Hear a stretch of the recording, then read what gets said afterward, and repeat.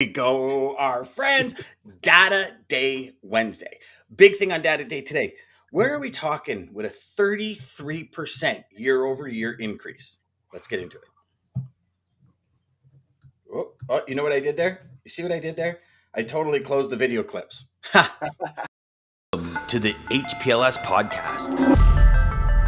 Live, relevant, and high performance information, conversations, and education weekly.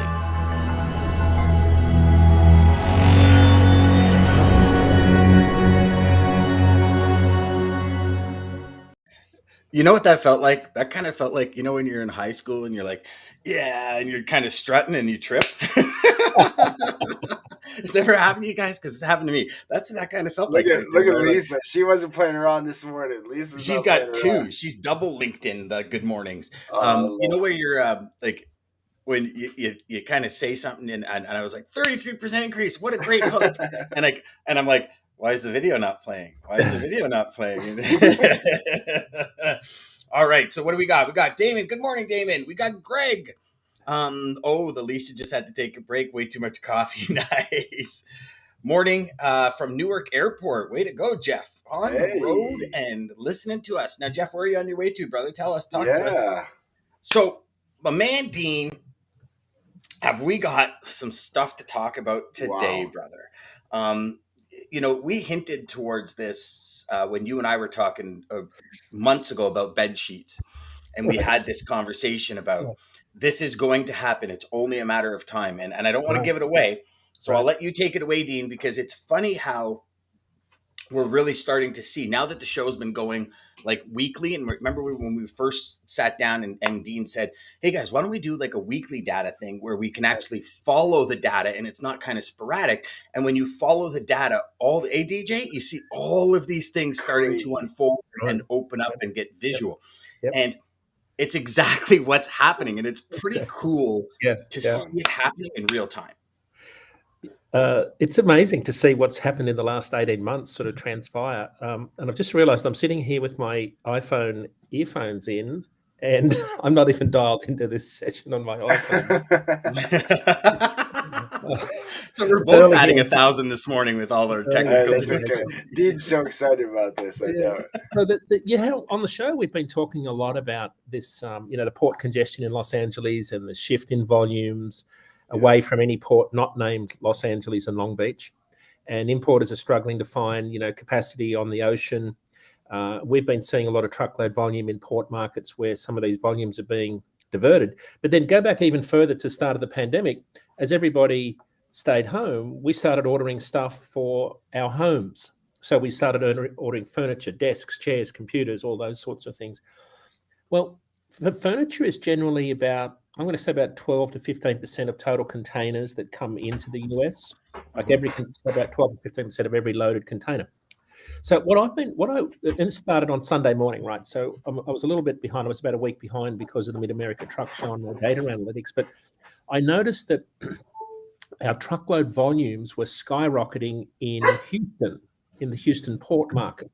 And I thought, I wonder if this is related to the diversion of imports from Asia away from Los Angeles into the Port of Houston, because we've been reporting for probably the best part of 18 months now that the Port of Houston's been, putting in more ship-to-shore cranes that can, the bigger ones that can handle the biggest ships up around 12,500 TEUs, which is about the max size you can run through the Panama Canal. They're called Neo-Panamax vessels. They've been widening the harbour, been putting a lot of effort into building more infrastructure to handle bigger ships.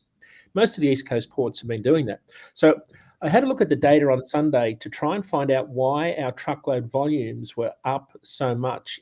So the stat today, like the number of the day is amazing. Houston became our biggest truckload market in terms of load post volumes on the spot market. Normally it's Los Angeles, Ontario, Atlanta, Chicago. They are a distant second, third, fourth, and fifth to Houston, where truckload volumes are up substantially in the last little while. So here's the stats, guys, on the imports. And if you could just show up that first chart, Dan, this is what got my attention. So you know that spot rates were down another 4 to 5 cents per mile this week. They're down about 45 cents per mile in the last year. So as I was looking at some of these lanes, like this is Houston, Port of Houston, all the way back to Ontario, just outside of Los Angeles. So say to yourself, why, if rates are declining nationally, why are rates going up on this lane? And this is the point I'm trying to make here, is that the data tells you a much bigger story sort of behind the scenes, because this is sort of the end result of what's been happening. So why would, who's sending freight from Houston all the way back to Ontario? Well, it turns out a lot of this volume are loads of freight that have come from Asia through the Panama Canal into Houston, and then being trucked or trained all the way back to the West Coast, just to avoid the West Coast port congestion.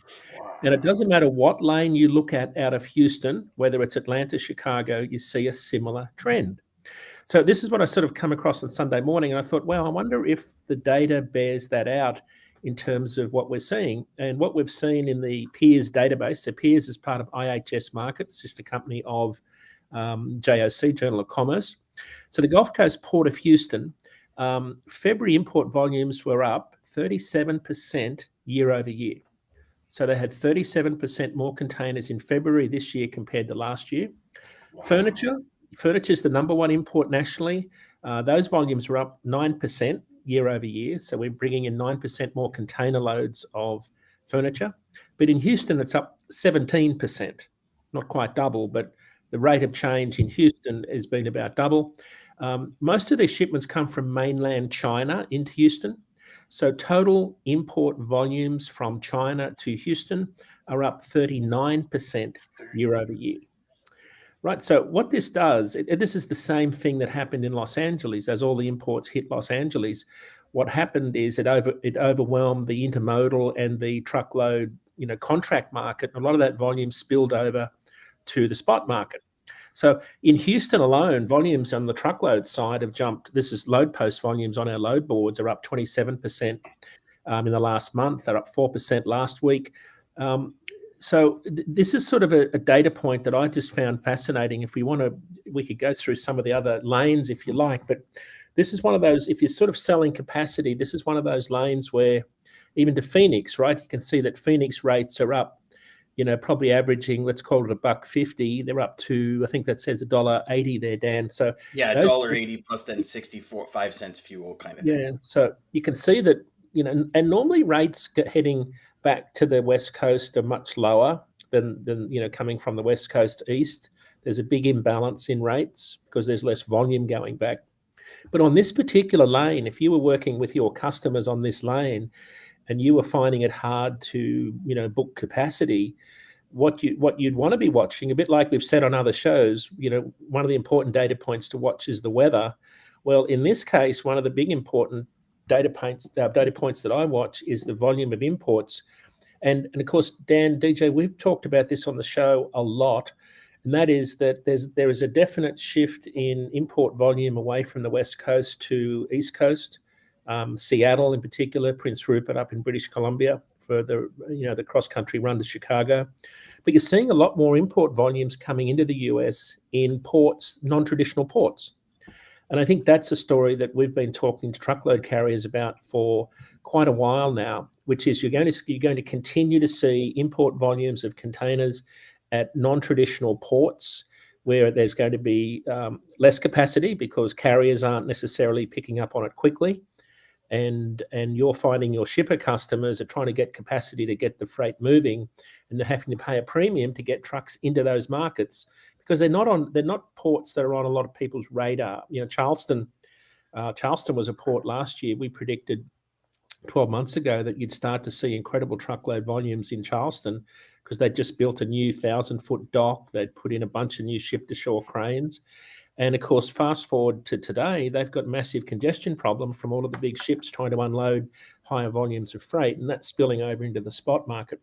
So the overall story here is with the data, we're seeing a trend where there's a move away from imports to the West Coast, and they're coming around through the Panama Canal to the East Coast and the Gulf Coast.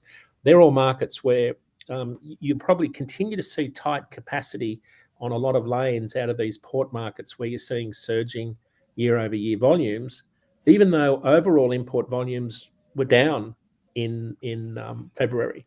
So Now, Dean, when we look at something like this, which is yep, outbound load post out of the Houston area, yep, are you? So, I guess my first question is: are corporations doing this, going through the Panama Canal and going into Houston for time savings, yeah, cost savings, a bit of both? Like, and yeah, I can only speak from past yep, experience. Now, it was at the point where there was like 100 and something ships off the coast of right, of of, yep, of California. yep, But what we found was bringing a ship all the way down and actually coming into Savannah, yep, believe it or not, like Georgia, not yep, even Texas, up to Georgia to yep, deliver down to Miami, yep, was actually almost 3 weeks faster than coming yeah, out of LA. yeah. So this is exactly what's happening, Dan. And remember that a lot of the big ships that come into Los Angeles that just run back and forth across the Trans-Pacific trade lane, a lot of those are much bigger. Well, I won't say a lot. That's sort of too much of a general term. But the big, massive vessels like the Ever Given, those ones that are sort of in those mega vessels that are up around 20,000 containers, they can't fit through the Panama Canal. They can fit through the Suez Canal.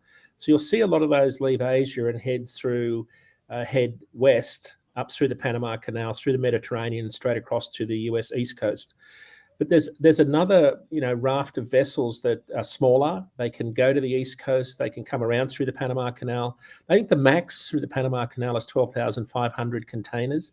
That's sort of a rough estimate of the size of the vessels. So what it's telling you is, Dan, that it's quicker and cheaper to deliver the container to Houston, pay $1.80 a mile on a truck, and get it back to the Ontario freight market, which is it's bizarre when you think about it, but that's the magnitude Really of the bizarre. yeah. So, I mean, the math would work out, Dan, DJ, that says that if I'm going to spend a couple of weeks with my container tied up offshore waiting to find a slot, I'm probably better in terms of the delayed cost and the impact on my customers. It's working out cheaper to run that freight around to Houston and then back to the West Coast, which is again totally counterintuitive, but that's what's happening right now. So the one we're looking at, the outbound load post map, we're Yep. talking 15,317 loads from Houston to Phoenix, Arizona last week that got Yeah, posted. just in the week. So this is where the brokers and 3PLs are posting loads on our load boards. They're trying to get their they're trying to book capacity on those loads. And then, of course, the next chart I think you've got one there on the rate side of things that shows what the rates are doing on those particular lanes. Yeah, But you can this is see, the rate. So we've yeah. got So this is April 2nd, a few different colors going on here, but go on. So the bottom left chart shows you how rate per mile has been sliding down as it has been nationally. So no surprise there that rates are sort of coming down over the course of March into early April. But the colours are kind of interesting. The blue lines to the left and to the north tell you that the rates are down sequentially, down week over week. But the gold coloured bars are where rates are up on those lanes. And generally, you can see the split, along the Mississippi River. Anything to the east of that, you're going to pay higher rates, and anything to the left, because there's less volumes moving west, there's more volumes heading east. So there's more impact on the capacity side, which has pushed rates up on some of those lanes. So if So we look again, at these numbers, Dean, just yep, so the March 12th area, this one at the bottom, the main line yep, at the left on the bottom, we're yep, talking 244 a mile. Then the yep, next week it dropped to 230. So we're like yep, yep, down almost 15 cents a mile. yep, Then we're down again, or 238. Then we're down again to yep, 236. right, And now we're down to 234. So if you just right, look at that scale from yep, March 12th to April 2nd, we're right, talking like, yep, 20 days, 22 yep, days. yep. That's a huge drop in numbers. Huge Yeah, drop and in it's numbers. and Yeah. and sort of I've always had a saying that no one's home at the average, right? So these are the average rates, and when you peel back the covers a bit and you have a look at the rates that make up the average, because there's a lot of individual lanes. There's tens of thousands of lanes we look at every week that go into the average. Then you see that there's higher rates on some lanes. So I think it was 180 to so what's that? 234 is the average for the entire market. On some lanes, it's only $1.80 to the west, and I think I've got Atlanta here. If I could quickly type in Atlanta, it's 234 as a national average. Atlanta, Georgia today to the east is 7-day rate is 293. Sorry, So it went from 230 to 290. Yeah. So because that's what's going to happen as more capacity is needed in the Houston area. Rates are going to skyrocket, and on the flip side, anyone going to Houston now rates are going to drop. Yeah, and it depends on the balance of freight too, right? So typically, if there's less freight in the market, you have higher rates going into those markets. But this is a lane out of Houston back to the West Coast where the impact on spot rates would tell you that there's not a lot of capacity that's been dedicated to running on that lane. Capacity will come into the market once carriers start to find out that there's a lot more volume, and they hear through the network that the intermediaries are looking to find more capacity because there's more port volume. But I think Jeff's right in the comments. We're going to see a lot more of this import volume, and I think for the broader message that we've been pitching is that disruption is going to be, volatility is going to be a key word in a lot of these markets. That the seasonal patterns that you typically see around shipping are probably not going to be here still for at least the rest of this year, while ever there's such volatility at the port levels. Remember, we used to typically say, the peak in intermodal rail shipping is about September. Mm-hmm. And the general theme was if your freight isn't in the warehouses by October, it might make it to the shelves for Christmas. Well, or holiday season to be, correct. Last year, importers started pulling forward volume in June. We're already seeing importers pull forward volume now for fall and holiday season inventories. So I think from the truckload, looking to talk to your customers about capacity, the seasonal patterns that you typically rely on might not be as reliable because things are still changing. There's still a lot of volatility. You've still got, COVID lockdowns in China's biggest city. You've got the big ocean carriers blanking sailings. They're parking their ships and not running them because they've got delays on the Asia end. So that'll cause more ups and downs or volatility in the market as opposed to this sort of steady flow of volume that we could bank on each year, peaking in October, November, and then falling away. It's going to be very different this year for everybody working in port markets. So again, it's going to be companies that are importing products are going to again be looking for additional warehouse space. They're going to be spending more money to hold their products longer. Right. They're going to be bringing out, if they have if we go into like the fashion area or the clothing area, their fall clothing is going to be here at the beginning of the summer, so they have it in stock or make sure they have it in stock for the fall kind of thing. Is that what we're expecting? Inventory levels are rising. That's one from the Institute of Supply Management Purchasing Managers Index data that came out last week. Activity, sort of was down a little bit, but the takeaway that I had was that inventories were rising, which of course fits with the general theme of people rebuilding their depleted inventories. Mm-hmm. So I think that'll go on this year. I think there are still supply chain shortages at at an individual market level, and even right down to things like shortages of garage doors that are impacting the certification of homes. I've got a buddy that's high up at a paint company. Yeah. And they're having a hell of a time getting dyes for their paints in their automotive sector, which means that he's predicting now, unless something changes, he's predicting because they serve a lot of the automotive network, and so he's expecting them to start canceling colors this year if something doesn't change. So something as simple as that, where it's just a dye for the paint that's causing huge issues, and they're trying to source in other places, but they're saying like it's possible we might have to cancel this color for some of the major automotive brands. So, what's that going to do? Yeah, more disruptions, and that flows on to the more equipment side. People still are having trouble getting new trucks out of factories. They're not even talking about getting new orders in this year, delivered this year. They're talking about maybe next year if you order something now. The backlog's minimum 12 months. According to our friends at ACT Research, it's a little bit longer. So getting and equipment. The cost has gone up huge. Right, and trailers. So getting trailers, getting parts, air filters, right down to air filters, things like that are in high demand. So I think the thing that's even though the pandemic feels like it's over from a health perspective, although having said that, we've now got another wave coming at us. So we're not out of the woods yet, by any stretch on that. But it feels like we're at the Transportation Intermediaries Association TAA conference here in San Diego. We just had the Mid America Truck Show, so there is a sense that we're returning to normalcy from a activities perspective. But of course, on the flip side, we've got really high inflation, and that's starting to decrease consumer spending. And so if you're thinking about where does the market go from here, it's really difficult to make any sort of informed judgment, at least I think, because there's too many things that are changing. And well, I mean, if we look at what we talked about when we were talking about furnitures, plastics, playground equipment, miscellaneous, I mean, a lot of these things have risen this year. So the purchasing dynamics are different as well, included in that, right? Can you address that for a second? Yeah, I mean, one of the things that I heard last year from a guy called Dean Stinson on Odd Lots podcast, and he said high prices cure high prices. And this was a time when lumber futures were up around $1,500.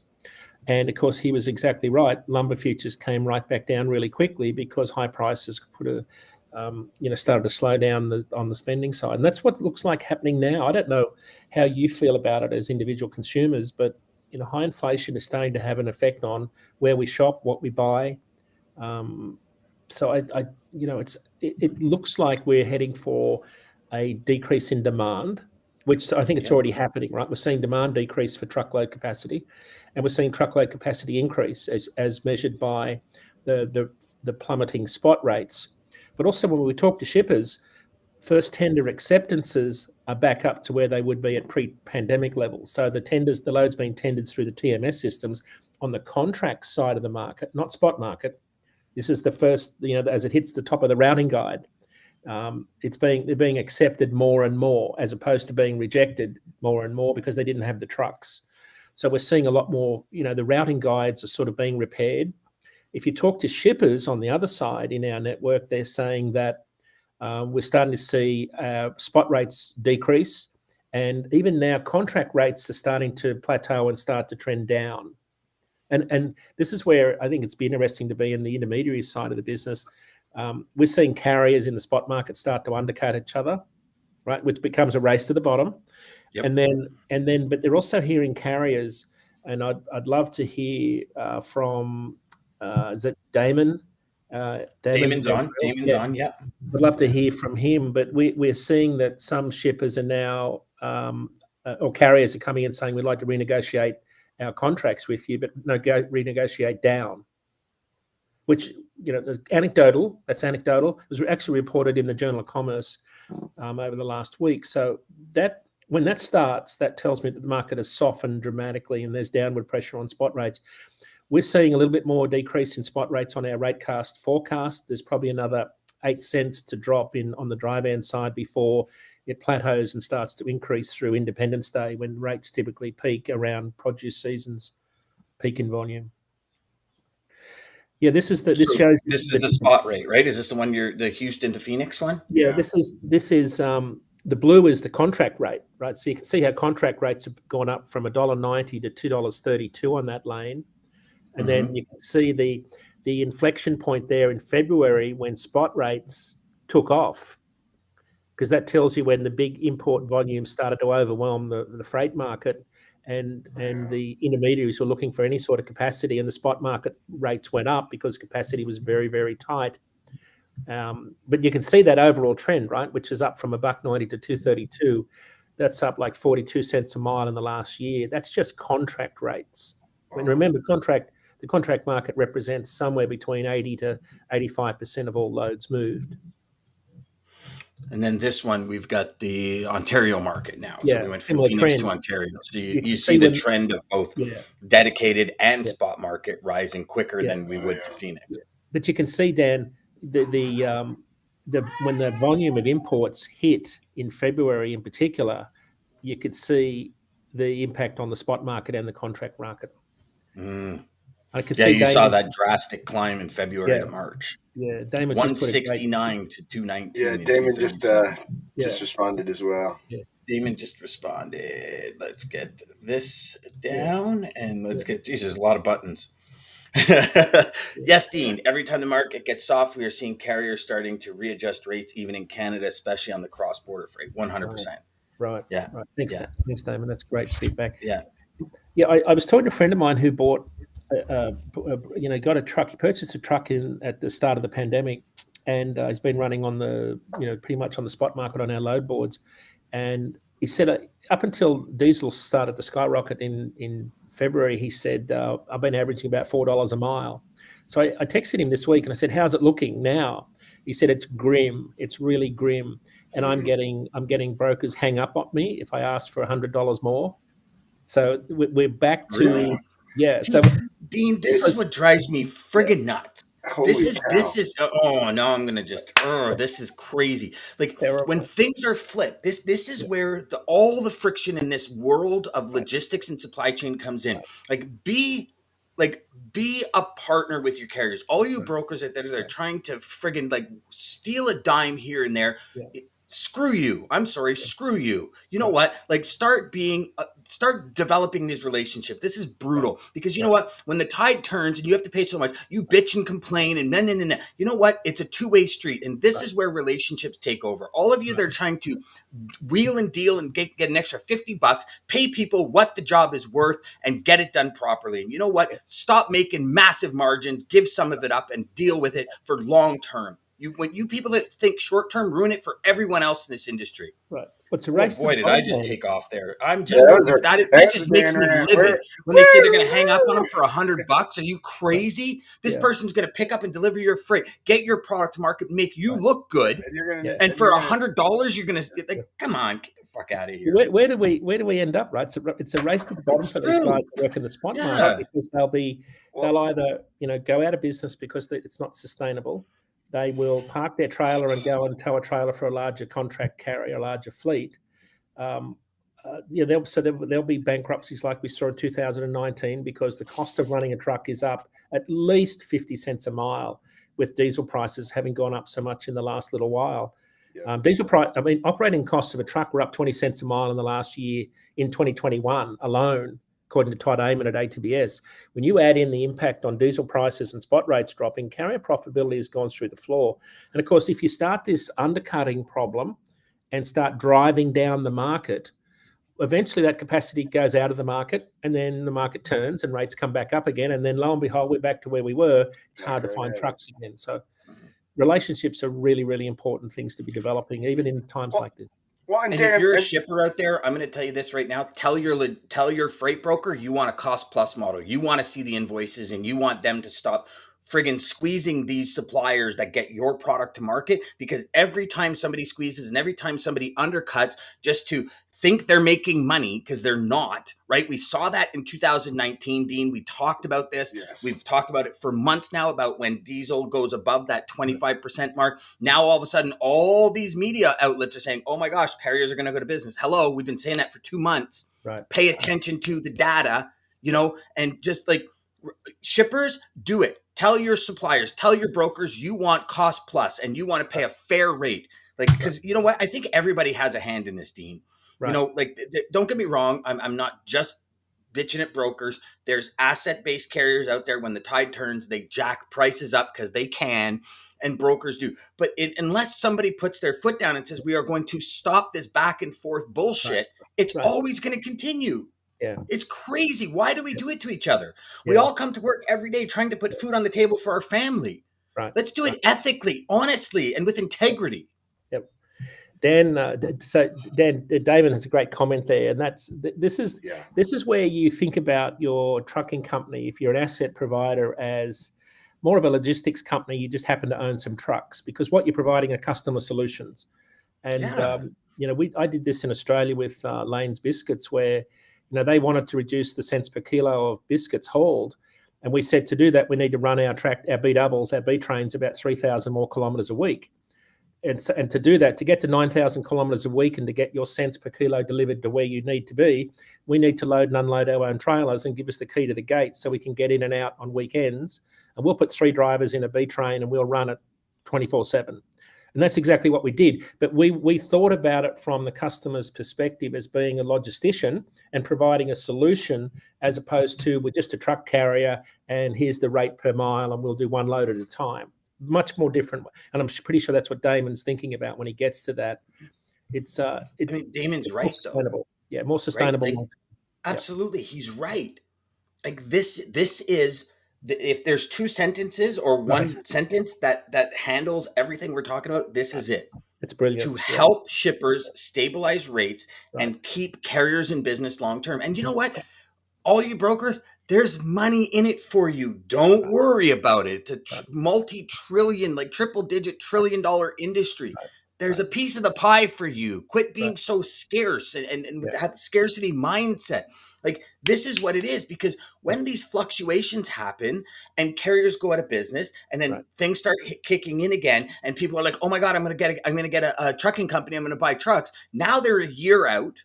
Right. So they're not buying them. And if they're buying them on a used market, they're super inflated. Right. Like, we see it everywhere. We see it everywhere. But just come on. And the best advice, I had some great advice in property market when I lived in Australia. And the advice was always leave something in it for the next person.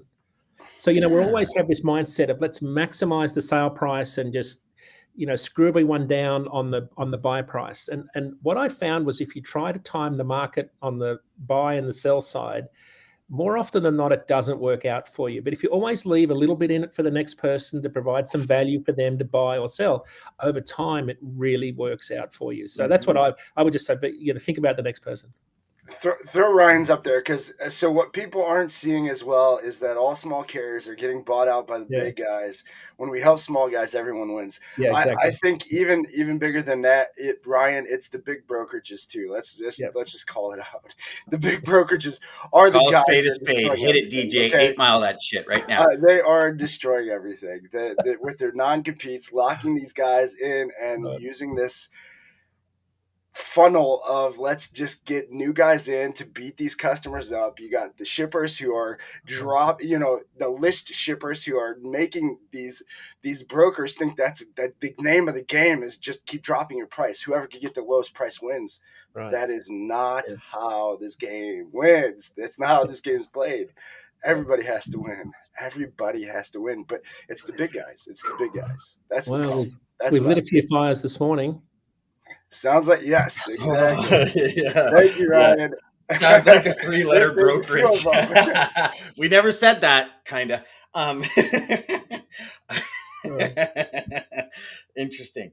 Okay, Dean, thank you so much. You know what? I just I've been wanting to say something for a while, and for you being here every Wednesday is such an honor for DJ and I to have you, to have the conversations. Before we started on air, for everyone watching and listening, one of the big takeaways for me is when Dean said, hey guys, why don't we start doing every Wednesday? And what we're going to see is we're going to see this collection of data that tells a story.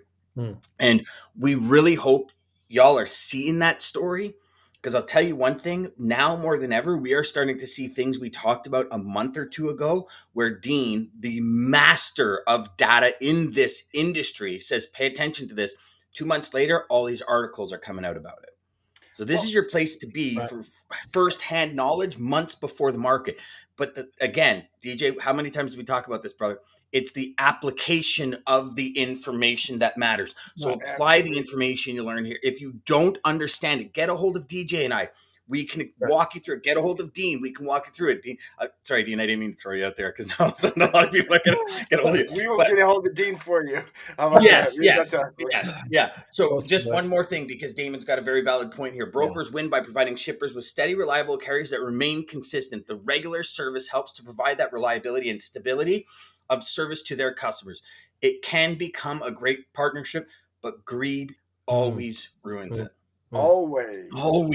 And here's the thing. Why would you want to ruin something over long term, right? Like, again, if we go back to brokers, your image, credibility, and brand matters. And if you are putting your image, your credibility, and your brand on a carrier's service, because that's all we have, the people we bring into our world, the people we hire to do the A, B, C, D, E, F, G job. If those people, you're trying to screw them over, or you're allowing greed to take over, how long do you think it is before your image, credibility, and brand gets blown out of the water? And then you know what's going to happen? This person didn't do this, and this person. No, you did it to yourself. That's the reality of it. Well, Yeah, and I'm glad you mentioned that about the every week. So Dean, I don't know if you guys even remember this, but this was 5 months ago. I found the report, but from Greg Abbott, I had mentioned it on our show 5-6 months ago. Greg Abbott, governor of Texas, was saying, he was blasting it all over LinkedIn. Ports of Texas are open. Ports of Texas are open. Come to Texas. Come to Texas. This is 5-6 months ago. He is saying this. Here we He's are. telling everybody, come to Texas. So Yeah. clearly, guys, this gives us an idea of how long that transition might take. But Right. it's also, this is, just paying attention to the data. And that's why, Dean, thank you for all of Yes. your amazing knowledge. Great to be here with We're, you guys. we're honored, Dean. We're honored to have you here each week. You know, you're at the TIA. You take the time out to be here to share this information with everybody, and it just, God bless you, my friend. Thank you. Amazing. So yes, thank you, everybody. Triple D, 5SK. Is that Chad? I think that was Chad. That's right? Chad. Yeah, that's Chad. Yeah. Chad, what's up? Yep. Triple D, guys. Wednesday. Actually, every that's Wednesday, pretty if you cool. want to see Just realized. I just mad got it. scientist of logistics data. So Triple slow. D, you got us here. Monday Take through us outta Friday, here, 9 DJ. a.m. till 9:30 Eastern Standard Time. Thank you again, Daman. Thank you for all the feedback live here. Thanks. That really helped. And thank you for your sponsorship, American Logistics, Centurion Trucking. Reach out to Daman. People before profits. That's what this is all about. And here, this is great. Actually, it kind of led to this. So you cannot go back and change the beginning, but you can start where you are and change the ending. So let's change the ending, guys. Let's do it together. Let's go get That's it. actually the way this whole conversation turned at the end. That's a perfect quote, DJ. Yeah. Welcome to the HPLS podcast. Live, relevant, and high performance information, conversations,